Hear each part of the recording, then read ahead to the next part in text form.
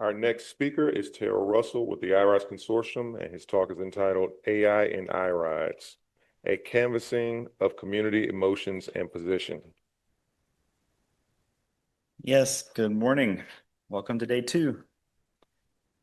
So this is a uh, loaded topic, obviously. Um, so we'll see how we get there. I only have about 5 slides. I'm hoping this is more of a discussion. Obviously, this is recorded. If there's some temperature that needs to be mitigated, we can do that later. We can talk about it later. But I want to understand from you guys where we are on all this stuff. This is all brand new, right? So this is my version of an abbreviated AI history. It's much older than the last few years, but really quite short in the history of humanity. The fact that these things can think and talk and make reason and do stuff is kind of bananas. Um, Obviously, the Turing test first defined what it was to think that a computer could think, right? We've tricked ourselves many times over. People flipped out in 1966 when the first chat bot kind of showed up. They thought that was magical. It was very similar, I imagine, to what happened in the last 6 to 8 months. Um, you know, we are now using LLMs. They've taken over the world, but there's many other paths along the way. Reinforcement learning was the first kind of thing that kind of broke through. Um, IBM's Deep Blue beat the world champion in chess, and everybody lost their minds. But he was very gracious about it. If you go back and watch his talks, he said, "Yeah, this is relatively uh, inevitable, but here we are." And then Watson won Jeopardy, 2011. I feel like that was just yesterday.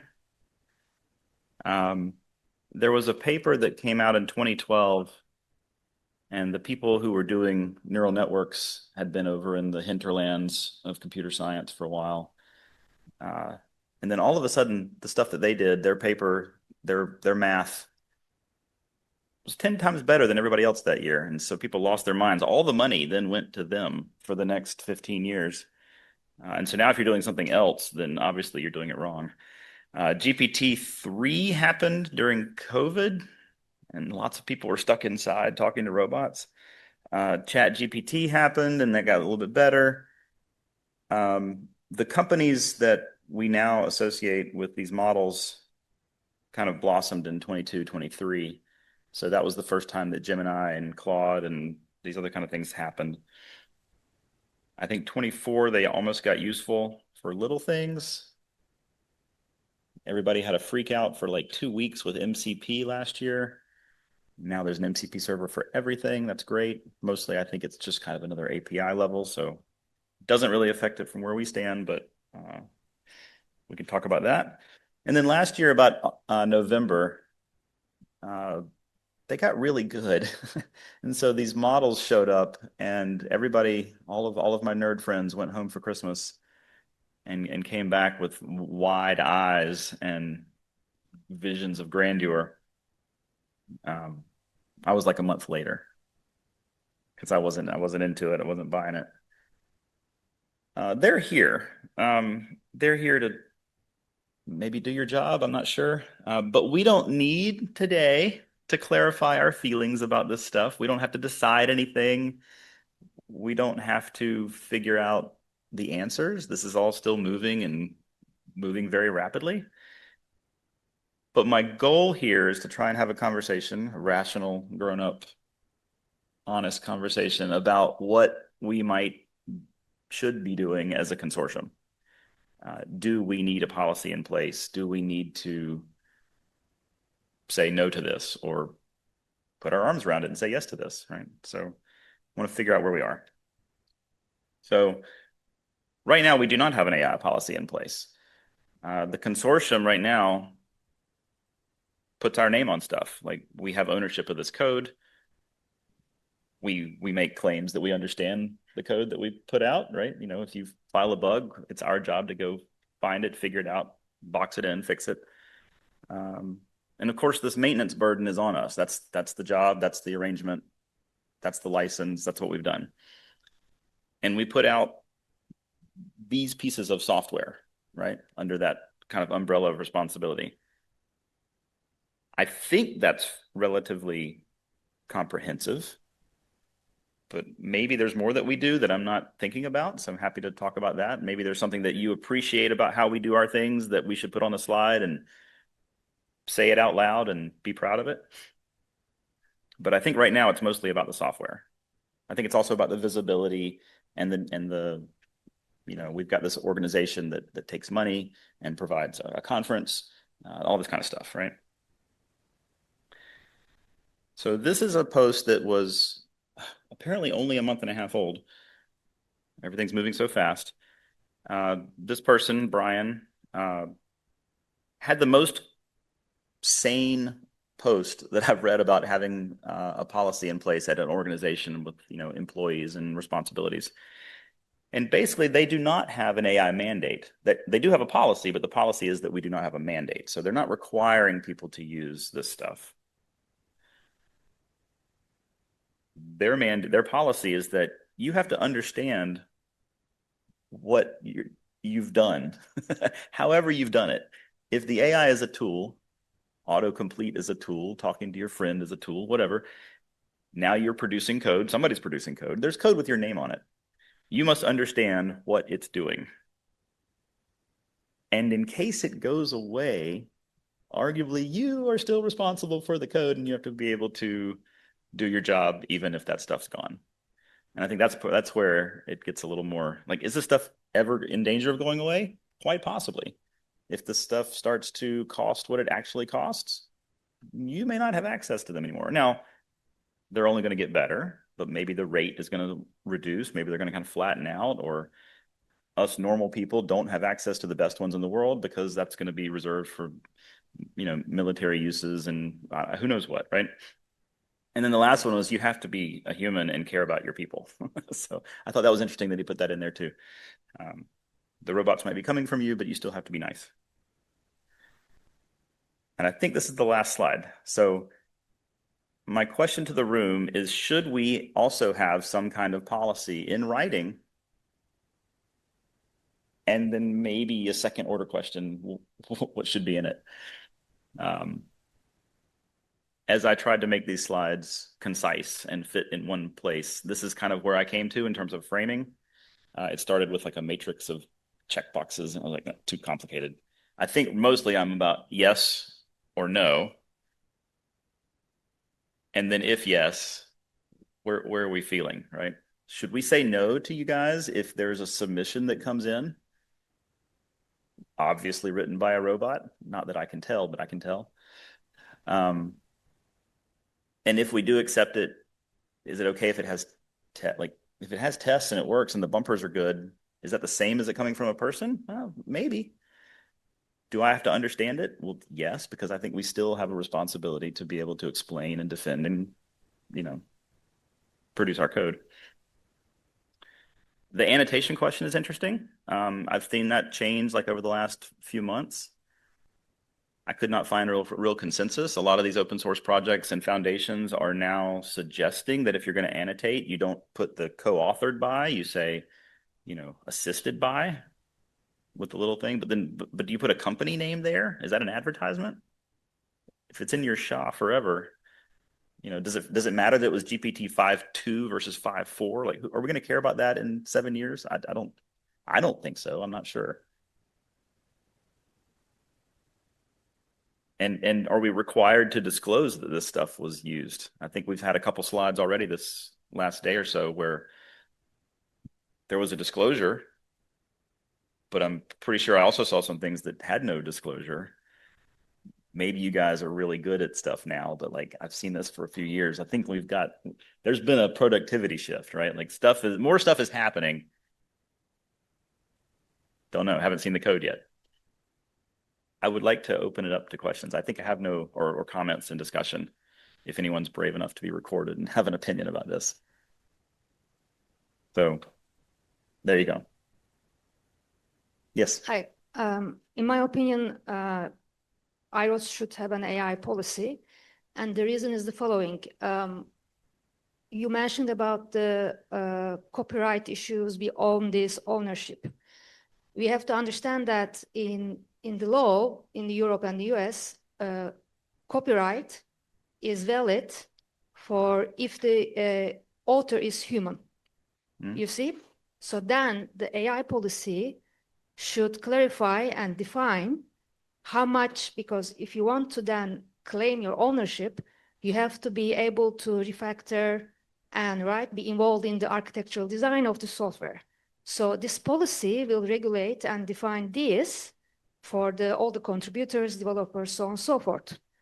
That's why it is important, in my opinion, that you guys start thinking about the AI policy. As for the other reason and the question, in my opinion, I think there's no point of forbidding or whatever. People will use it. And for me, you should use it. Why not? Because eventually, I don't think that it takes away for your personal skills and competence as a software developer or whatever that because you use a Claude as an assistant.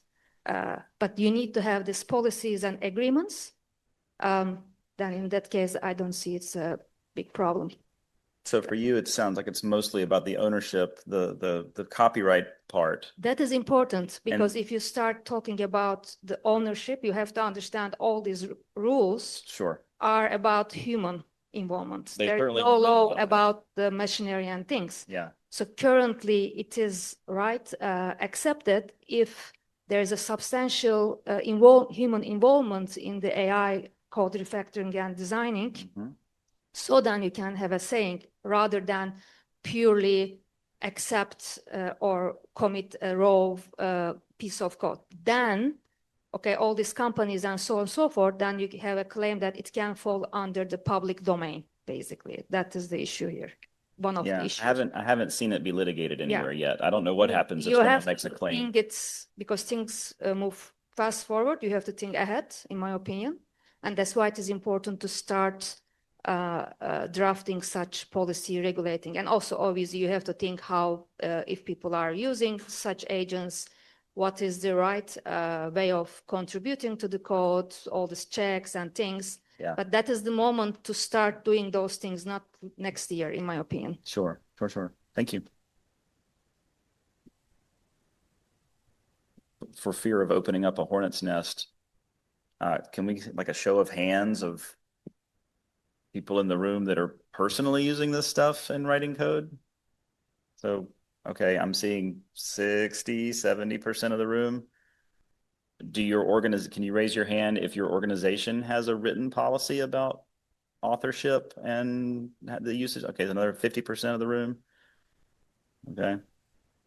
Is anyone actively running away from it and avoiding it at all costs? Yeah, there's one. All right, we knew him. He's in our group. Okay. Oh, let's wait for can we get a mic? This is the best part of a discussion is you have to wait for the mic. If we had a talk within our team, but we didn't write down the results about the AI. But you would be comfortable writing it down because presumably maybe. Yeah. But I mean, we talked about it, but that's yeah. Well, yes. So I'm on the should take no position. That's what I think. If I'm using Vim or VS Code, nobody's asking me what I used. Emacs. It's just a tool. Right. If I give you a pull request, it's me doing it, not the AI. It's got my name on it. Got your name on it. It doesn't matter where the code came from. Yeah. How much autocomplete did you use? Yes, a whole lot. Yeah. Yes. What does it do? Is it tested? Yeah. If you look at the diff, can you understand what's going on? That's it. Yeah. And maybe our question to the submitter would be, can you tell me what this does? Right. And part of the policy could be some kind of declaration of a submitter. You could put something on the PR that makes you click through, and is that legally binding? Of course not, right? That's for our feelings to be sated, right? That's good. Thanks. We got a couple more. Do we have more than one mic? Well, he's got some over there too.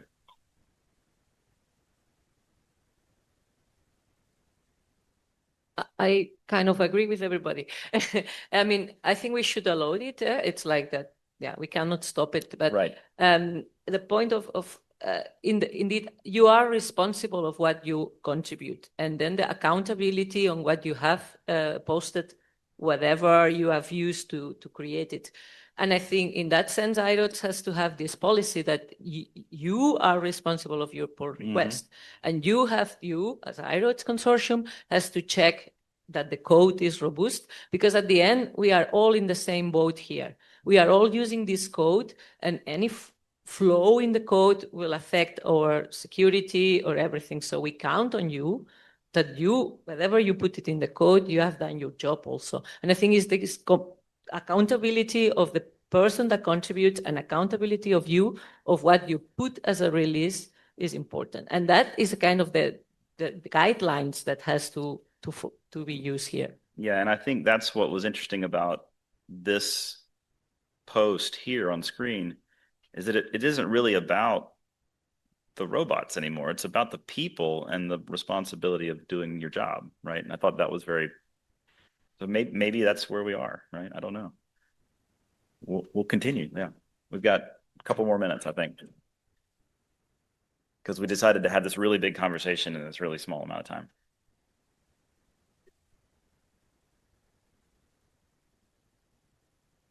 Come on, Derek, you got to do it.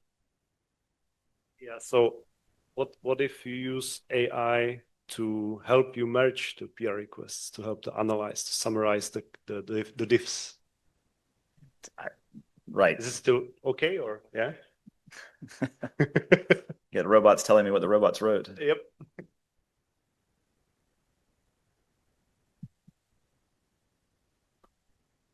Okay, who can begin? Yeah. Go for it. Yeah, for me, we're all in a fight now. Yeah. So I fully agree, of course, but the responsibility. But I know also from other open source projects that they are very hard. Well, they are very much struggling with it. Yes. Because you have passersby who are putting in pull requests, which obviously can work. There are unit tests included, but even they claim kind of responsibility by submitting the pull request. It doesn't mean that they really take responsibility. Yeah. We are living in a good space right now because we have not yet been inundated. Yeah, and right? so some open source projects are now going into the route, and they only accept pull requests from trusted sources, which means that and it's a lot of work, huh? Yeah. But this is the problem now also with open source. Anything can come from anywhere, cloud generated or not, and you need to put a barrier on top of it. Otherwise you get a lot of shit load. Yeah. Good. Yeah. I can. Well, I would say let's allow it. In any case, AI will find its way to iRODS. We cannot stop it because it's open source package, and if you don't do it, someone else gonna do it. Even maybe not in the group here, people here, but maybe outside and does it and push it somehow into the iRODS. So I think having a policy would be a good thing, because in that case we take the responsibilities, and at the end of the day, AI is not clearly correct for everything and needs a human expert to somehow validate it. And I can say having a policy can help and accelerate that process. Yeah. Like we're gonna see in my presentation that we also had a lot of trial and errors. And I can also say, we have done it a lot, and we're also open to add it for iRODS as well whenever it's open. That's good. I think we're probably at time unless somebody really has something to say. One more. Yes. Yeah. So I think in general, just having a policy as a company, as like organization, is a way to take a stance, not political stance, anything like that, just having a stance and taking responsibility for the code that you produce, because someone else also mentioned other people depend on that as well. Yeah. But the thing is, you cannot really forbid it, because how can you enforce not like forbidding from using it? And the enforcement is going to be my point. So if you have a policy, because AI is kind of like a gray area still. So the conversation also has to be in terms of policy. How do you enforce Of course. the policy? So you want to require annotation. How do you enforce it? How do you make sure that people understand the code that they are producing? So there also has to be a look and a conversation about that, and being sure to make sure that the policy also addresses that. Yeah. So that was just going to be my point. Like that needs to be part of the whole conversation. Yes, I do not want to write a policy that is unenforceable. That's silly. So, so my stance on this is, yes, we need a policy. That's just my personal opinion. Yeah, This taking no position is also kind of like, in my opinion, washing your hands of it. Like it's something that is happening. People are using it. So policy needs to be there just to make sure that you take responsibility for what is being done in the company, in the organization. Yeah. But then again, you have to have a discussion on how do we enforce the policy that we're gonna put out. And if the policy is really about the responsibility of the people, then maybe it kind of covers all those things. Exactly. Yeah. That's good. I think I'm going to call time on myself. Thank you all. Happy to keep talking about this, of course. Oh, we have virtual questions. Okay, we're 3 minutes over. We got, how many do you have? Use your mic. Use your microphone. Go for it. Okay, I'll ask a question. Are there plans to make a formal poll of this policy question within the iRODS? I did almost have a poll. I had a poll on this screen and I got rid of it because didn't know how this was going to go. So that could be a thing that we do. And is there one more thing? Maybe. Okay. This isn't a question. It's just a kind of a stance on this. It was said we cannot stop AI assistance, but we can require a generic annotation attribution disclosure, perhaps not line by line and certainly not agent by agent name, but minimally per module or per project is more than reasonable. Just having a statement in each module that says this has been touched by a robot. Yeah. Maybe. I'm not sure what actionable thing comes out of that statement, but yes, we will. Another thing to think about, please contact me about this. How should we decide this together? Should we just write it and you guys get angry, or should we make a Google Doc? Like, think about that too, because I don't know what that process looks like. We're just writing constitutions, right? All right. I think that's it. Thanks.